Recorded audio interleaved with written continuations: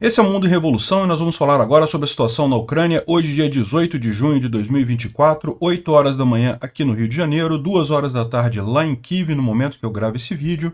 Tivemos um pequeno ataque de drones contra Odessa e Dnipro hoje essa noite, mas todos os drones foram derrubados sem nenhum dano aqui na Ucrânia, né? A Ucrânia, por sua vez, fez ataque aqui na cidade de Azov, uma cidade que fica perto de Rostov-on-Don. Foi atingido um grande terminal de combustível aqui na região, um incêndio enorme. Tá até agora o incêndio, os russos estão tentando apagar aqui ainda, né? Também teve alguns outros ataques aqui em Simferopol e aqui em Vasilivka, aqui em Zaporizhia, né? Também foram ataques ucranianos contra alguma unidade russa ali nessas regiões, que são regiões ucranianas temporariamente ocupadas pelos russos, né? Bom, na linha de frente em si, nenhuma mudança significativa, continua tudo a mesma coisa. Aqui, inclusive, a ofensiva russa aqui em Kharkiv totalmente parada. A situação aqui em Vovchansk está ficando pior para os russos. Olha só como é que eu estou falando para vocês. O risco de criar-se um novo pocket aqui, um novo caldeirão aqui em Vovchansk, ainda maior que o caldeirão que foi criado aqui na fábrica de argamassa, né?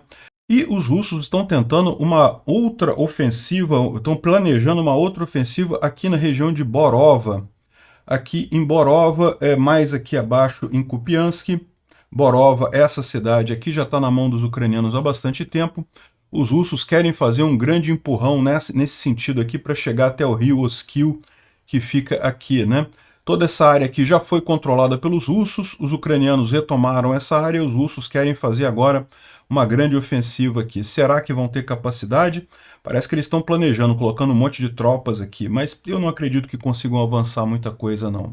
Estão acontecendo os Jogos dos BRICS, lá na Rússia, nesse momento. Infelizmente, lamento informar para vocês que tem atletas brasileiros indo para lá participar dos Jogos dos BRICS. É uma vergonha. Tem um monte de gente competindo sozinho, só tem um competidor para determinada prova, porque simplesmente ninguém está dando bola para isso. Você viu isso em algum lugar? Não, ninguém está dando bola para esse jogo dos BRICS. Aliás, os BRICS cabem muito bem no baú da história, né? Uma idiotice que já deveria ter sido abandonada há muito tempo, não tem lógica nenhuma isso daí, né? Mas está o pessoal lá fazendo jogos dos BRICS. Olha que vergonha isso. O Putin deve chegar nas próximas horas na Coreia do Norte, vai fazer uma visita à Coreia do Norte. Olha que coisa bacana, né? Eu acho muito importante o Putin ir lá para aprender como é que funciona essa coisa de ser um estado satélite da China, né? Porque é o que a Rússia está se tornando. Então é importante ele ir lá para pegar essas informações todas sobre a Coreia do Norte. Muito em breve a Rússia vai ser a Coreia do Norte e do Oeste, né? Vai ser basicamente a mesma coisa. E, finalmente, os russos confirmaram que o A-50, que foi derrubado aqui em Azov, lá no início do ano, foi derrubado por uma defesa antiaérea ucraniana, né? Inclusive, emitiram uma ordem de prisão do comandante ucraniano que deu a ordem de derrubar o A-50 aqui no Mar de Azov, né? Lembra que o papo era que não, que foi a defesa antiaérea russa, foi tiro amigo e não sei o que lá, né? E não, foram os ucranianos que derrubaram mesmo, né? Até os russos confirmam isso agora, estavam mentindo antes. E finalmente a Rússia mandou um monte de velharia, né? 4 navios lá para Cuba para supostamente pressionar os Estados Unidos, fingir que estão fazendo uma crise dos mísseis de Cuba, olha só, e coisa e tal. Só que os navios são tão velhos que um deles é um rebocador, para caso os outros deem problema, né, e parem de funcionar, tem um rebocador para rebocar eles de volta para a Rússia, né? São só 4 navios. E os navios são tão velhos, mas tão velhos que a propaganda está funcionando ao contrário. O pessoal está vendo o estado decrépito que está a marinha russa lá em Cuba. Vamos falar sobre esses e outros assuntos em detalhes. Essas notícias foram sugeridas por Caminhoneiro Marítimo Cubano em Fuga, Super PEC da Liberdade e várias outras pessoas. Obrigado aí ao pessoal que sugeriu notícias lá no nosso site, no wrevolving.com, e obrigado a você que está assistindo o nosso vídeo. Se você gosta do nosso conteúdo, por favor, deixe o seu like e se inscreva aqui no canal, né? Pois bem, então começando um pequeno ataque com o drone Shahed 136 que os russos lançaram contra a Ucrânia de ontem para hoje, visando principalmente a cidade de Dnipro e Odessa, mas foram todos derrubados pela defesa antiaérea ucraniana, né? Bom, agora, os ucranianos atingiram um depósito de combustível em Azov, né? Azov é essa cidadezinha aqui, próxima de Rostov-on-Don. É uma cidade que fica justamente aqui na região do Mar de Azov, né? Esse daqui é o Mar de Azov, essa baía que tem aqui dentro do Mar Negro, né? Então, essa cidadezinha aqui, o depósito de combustível foi atingido. Tem algumas fotos muito bonitas aqui do depósito pegando fogo. Alguns vídeos também mostrando ali a grande intensidade das chamas aqui, ó. Esse aqui mais de perto, né? Dá para ver realmente um incêndio muito grande ali no depósito de combustível, né? Aqui mais incêndio.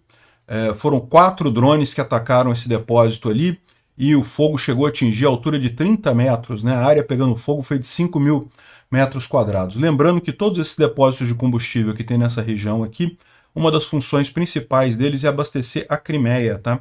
A Crimeia é muito sedenta de combustível, precisa ser abastecida pela Rússia e por isso os ucranianos têm atingido essas áreas aqui. A ideia continua sendo também secar a Crimeia, né? Deixar a Crimeia sem combustível. Aqui está a imagem no momento que houve o ataque de drones, né? O momento em que foi atingido o depósito ali em Azov.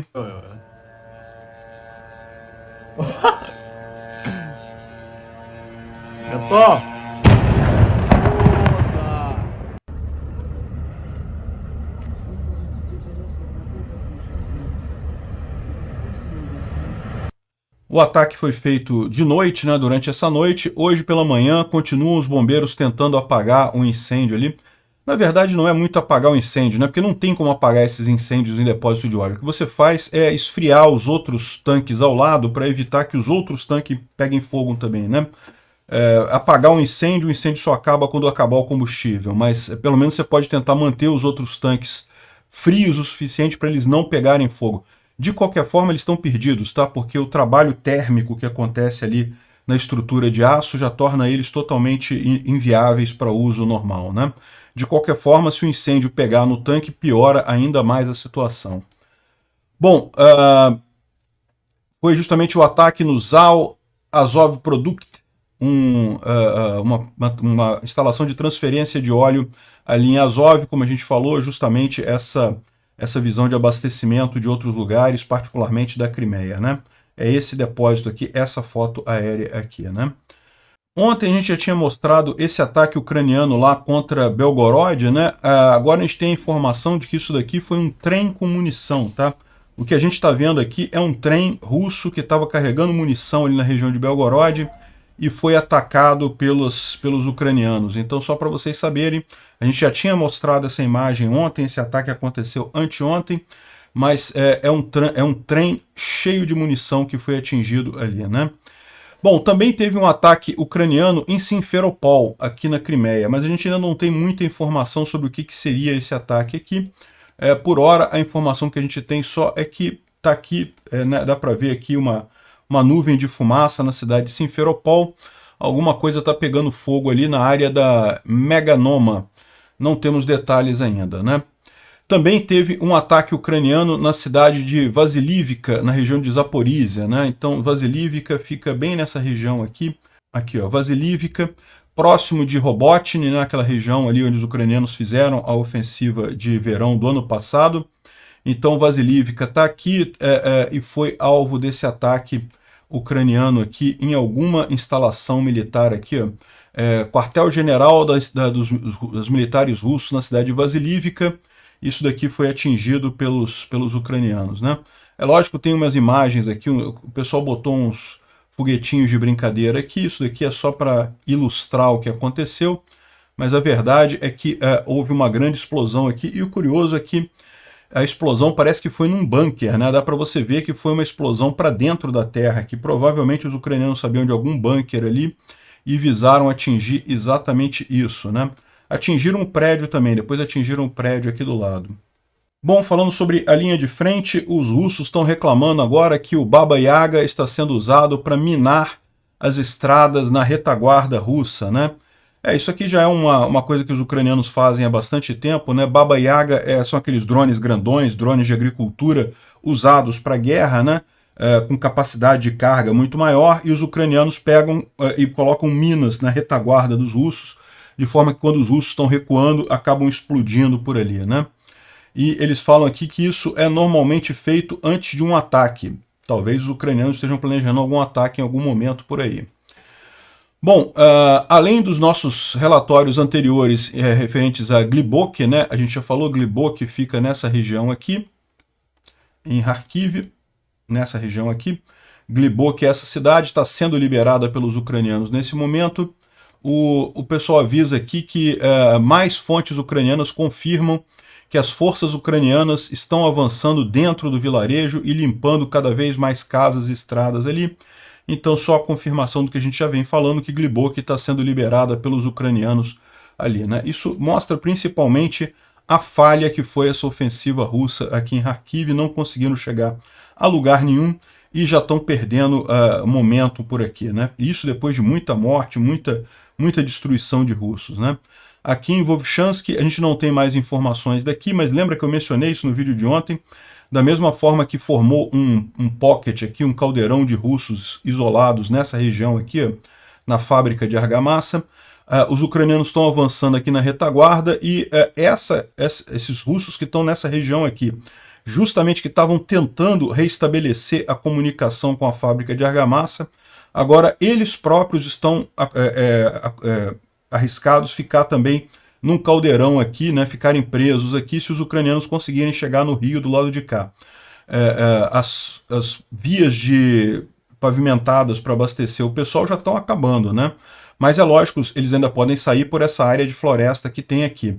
A questão toda é por quanto tempo, né? Se os ucranianos continuarem avançando aqui, daqui a pouco eles não têm mais para onde sair e vai ser mais um bocado de russo preso aqui em mais um grande pocket aqui em Vovchansk, sem munição, sem comida, sem nada, né?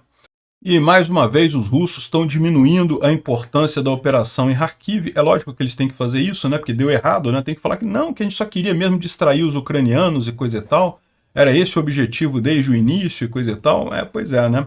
Mas conseguiram, na verdade, perder duplamente. Perderam porque morreu um monte de russos sem conseguir conquistar nada, e perderam porque agora a gente tem licença de atingir o território russo ali na região de Belgorod, o que está sendo muito ruim para os russos, né? Bom, via de regra, portanto, não teve nenhuma mudança na linha de frente. A gente tem aqui a imagem justamente de Glibok, aqui na maior parte, aqui o mapa do Pulevolan, né? Aqui em Glibok, já liberado pelos ucranianos, a parte principal dela. Aqui em Bakhmut e Chasiv Yar, os russos estão tentando avançar, mas até aqui continuam não conseguindo avançar ali em Chasiv Yar. Em Ocheretny teve pequenos avanços aqui, mas novamente avanços antes do rio que tem aqui, que é a posição defensiva ucraniana nessa região, ou seja, são coisas que não fazem diferença no final das contas, né? Os ucranianos já contam isso aqui tudo como perdido, então nenhuma mudança significativa por aqui, né? Agora, parece que o Deep State está reportando. Deep State é uma equipe de analistas militares lá da Ucrânia, estão reportando que os russos colocaram forças suficientes para fazer um ataque em Borova, né? Eles sairiam de Raihorodka e até Novovodiane e tem cerca de 10 mil soldados russos ali, 450 peças de equipamento e coisa e tal, artilharia e não sei o que lá, seria justamente uma tentativa de avanço até o rio Oskil, né? Então a gente está falando aqui dessa região aqui, ó. Borova é essa grande cidade que tem aqui na margem esquerda do rio Oskil. Essa margem já foi liberada pelos ucranianos. Os ucranianos chegaram a atacar aqui até Svatov, mas os russos recuperaram um pouco de espaço aqui, né? Então a expectativa deles justamente seria esse grande avanço aqui, ó, em Raihorodna até Novovodiane. Nessa região aqui, eles estariam colocando uma grande quantidade de tropas para fazer um avanço aqui, chegar até Borova. Não acredito que consigam chegar, mas vamos ficar aguardando aí os próximos movimentos nesse sentido, né? O Instituto para o Estudo da Guerra fala aqui sobre as demissões que o Putin realizou no Ministério da Defesa. Continua a purga no Ministério da Defesa do Shoigu, com mais um monte de gente acusada de corrupção e coisa e tal. E o curioso é que o Putin está tirando pessoas que são militares de carreira e botando amigos pessoais dele. Por exemplo, botou uma prima. A gente vai falar sobre isso daqui a pouco. Isso mostra que o Putin está perdendo o controle, né? Ou seja, ele está precisando tirar pessoas que não são teoricamente inimigas, mas que não são comandadas diretamente por ele, que não são lacaios dele, né, submissivos, e botar submissivos porque a situação deve estar realmente muito ruim lá na Rússia. O pessoal está fazendo a mesma leitura que a gente está fazendo de que a Rússia está sem saída nessa guerra, né? O Kamil Galiv é um analista militar russo muito interessante, ele mora nos Estados Unidos, né? Ele analisa a situação geopolítica lá na Rússia e coisa e tal, ele tem sempre alguns insights muito importantes, né? E aí ele está falando aqui sobre a importância da Europa nas sanções, particularmente na fabricação de ferramentas, né? Então ele fala uma informação aqui que realmente, né, muita gente na Europa, muita gente no mundo, na verdade, acha que a Europa só serve para vender itens de luxo para americanos e chineses e que não sei o que lá, drogas de perda de peso para os americanos, serviços de turismo e não sei o que lá. Mas a verdade é que a Europa tem uma indústria muito desenvolvida, muito maior do que muita gente imagina, né? Justamente as máquinas de base. Ou seja, a Europa não é o que produz o produto para o consumidor final, mas ela produz a coisa que faz o produto que vai para o consumidor final, né? Então é isso que ele está criticando aqui. O pessoal não dá importância, às vezes, às sanções da Europa, achando que a Europa é um continente que não produz nada em termos tecnológicos, que, né, fica só a cargo dos Estados Unidos e da China e não sei o que lá, mas não. Né? E aí ele fala justamente aqui sobre a Roscosmos, né, que é a agência espacial russa, e que teve um vídeo que ele fala sobre uma unidadezinha dentro da Roscosmos, que passou esse vídeo aqui em 2021, que era um aniversário de alguma coisa, não sei o que lá.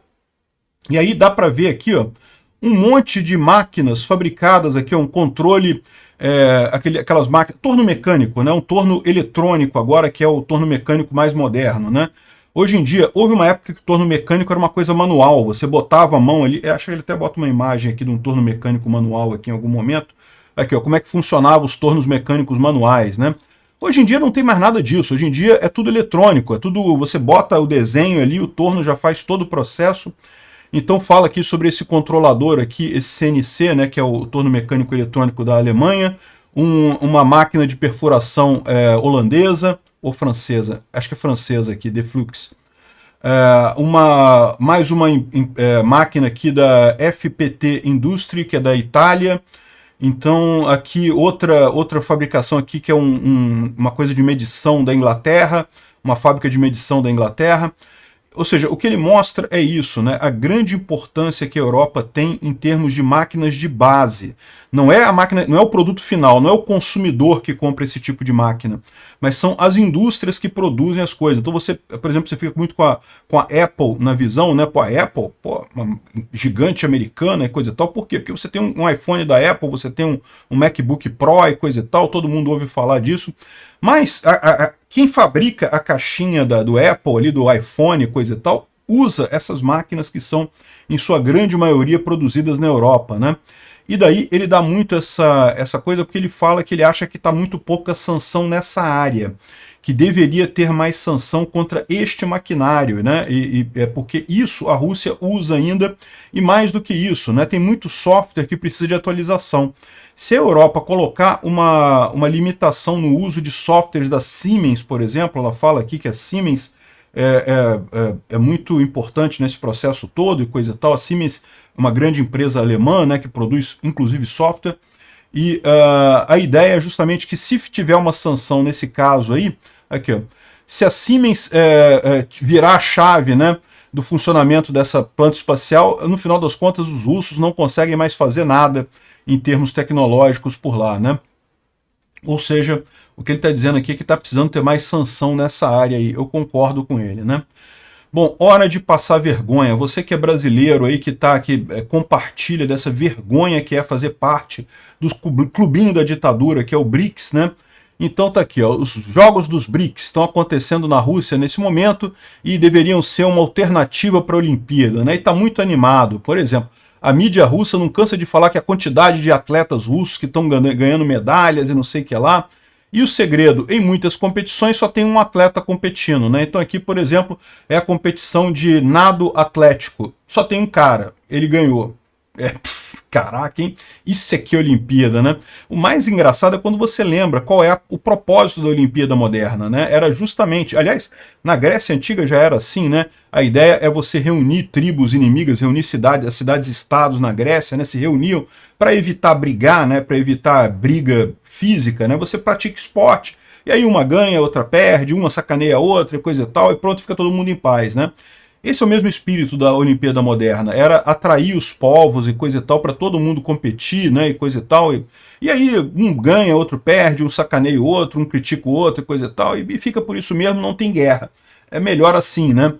Aí me vem os BRICS, olha que ideia brilhante, né? O clubinho da ditadura, e aí resolve fazer as Olimpíadas dos BRICS. Não é só a gente aqui, né? Certamente os russos doloridos porque eles estão fora das Olimpíadas de Paris.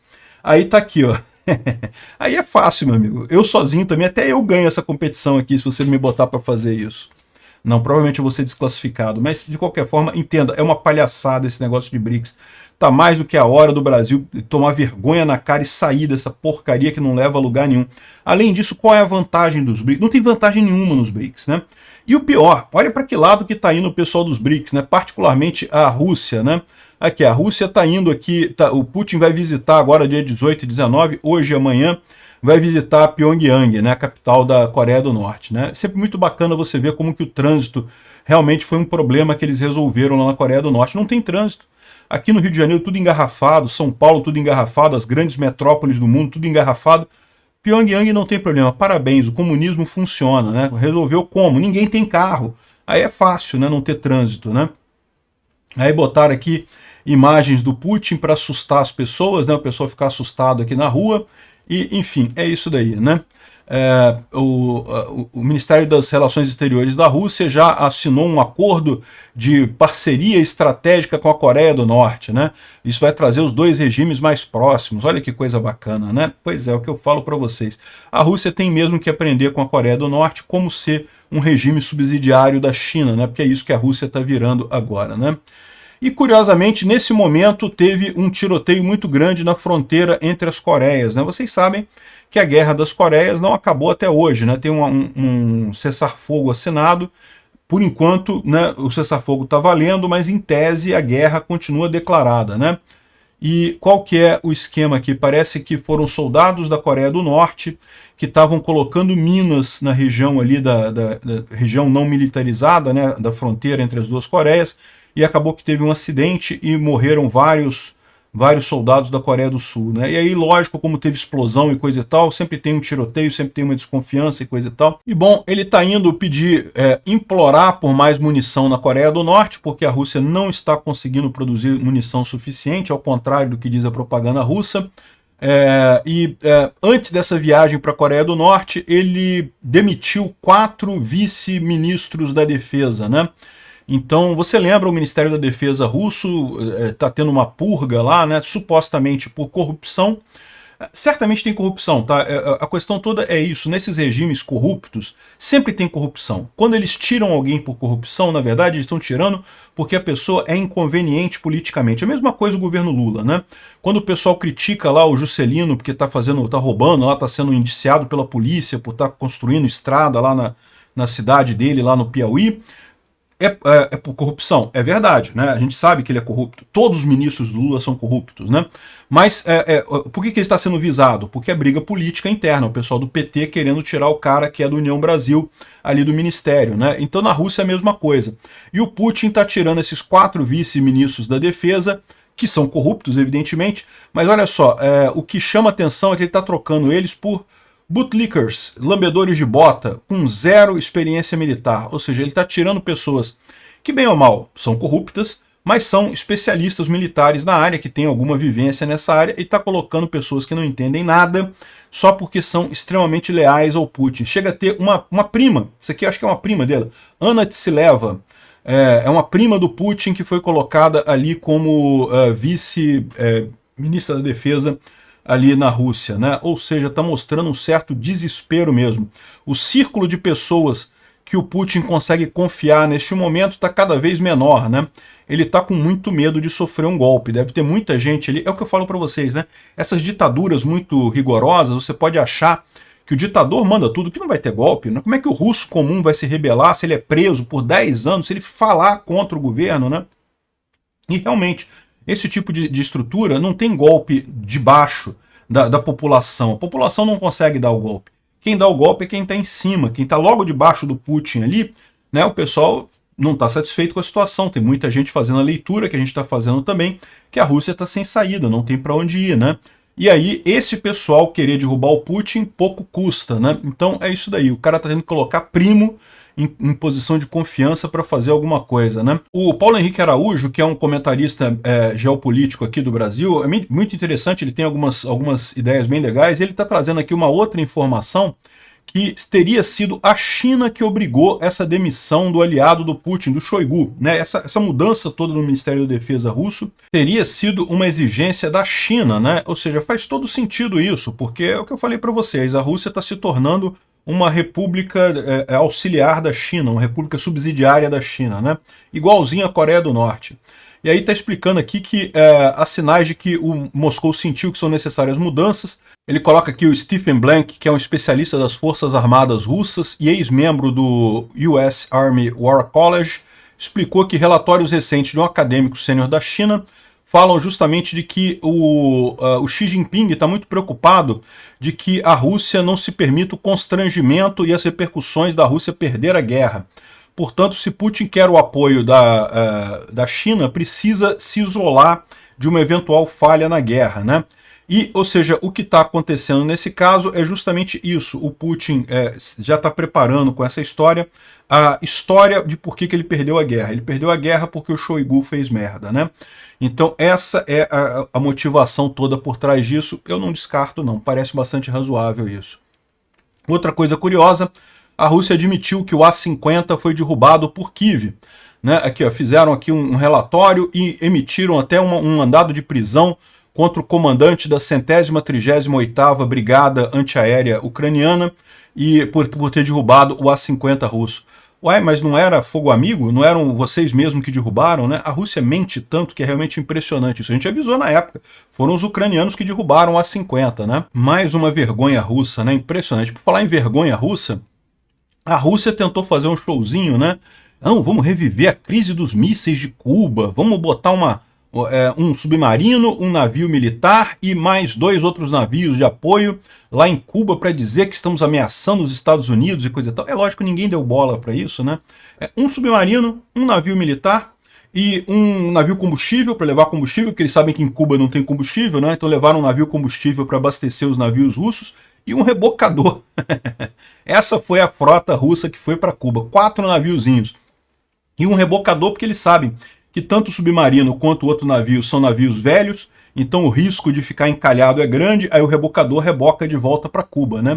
Olha a história, que a quantidade de ferrugem e olha só a falha no submarino russo aqui, a quantidade de revestimento faltando no submarino russo aqui, realmente impressionante isso, como é velharia. Ou seja, acabou chamando mais atenção exatamente pelo péssimo estado que estão essas peças militares russas, né?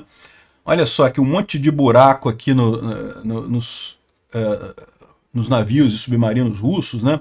Uma coisa feia mesmo aqui, olha só. Aí aqui, né, o David G tá mostrando essa foto aqui, e tem um cara falando, não, mas isso é normal, também tem um submarino americano, também tem uns pedaços faltando, coisa e tal.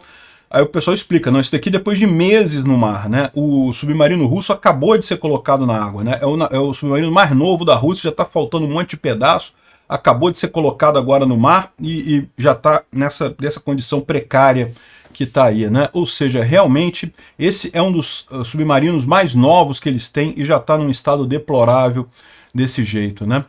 Enfim, essa é a situação, os russos passando vergonha, né? Bom, a Ucrânia infelizmente perdeu para a Romênia na Eurocopa, né? Acabou perdendo por 3-0 e coisa e tal. Enfim, tava o pessoal lá na Ucrânia preparando o drone aqui e assistindo o joguinho para ver o jogo lá da Ucrânia e da Romênia. Infelizmente não deu para a Ucrânia, mas é bom, o futebol tá valendo, né? E o pessoal nem parou de consertar os drones, de mexer nos drones lá, que é muito importante. A Itália está mandando um novo pacote de ajuda para a Ucrânia que vai incluir mais um SAMP-T, né? Um SAMP-T é um sistema equivalente ao Patriot, tá? É um sistema francês e italiano equivalente ao Patriot e, além disso, vai ter mais um grande conjunto de Storm Shadow, de mísseis Storm Shadow e um monte de coisa. Excelente notícia, vai ser anunciado formalmente esse pacote no final do mês, né? Ótima notícia isso daí, né? E é isso daí. Vamos terminar aqui com a entrevista do Sirski, que falou que, olha só, o tempo está jogando a favor dos ucranianos. No momento que chegar os F-16 e mais ajuda militar ocidental chegar, o tempo vai jogar do lado dos ucranianos. Não é à toa que os russos estão com tanta pressa de tentar chegar num acordo de paz e coisa e tal, né, oferecendo coisa, querendo sentar para negociar e coisa e tal. A Rússia está ficando sem tempo.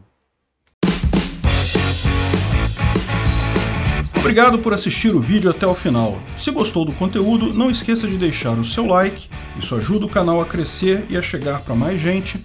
Se não gostou, deixe o dislike e explique nos comentários como podemos melhorar.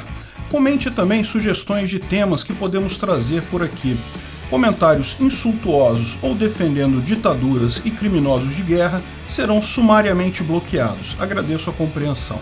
Se ainda não é inscrito no canal, considere se inscrever clicando no botão inscrever-se abaixo e marcando a campainha para todos os avisos. Se quiser ajudar o canal, veja no nosso site como você pode fazer isso.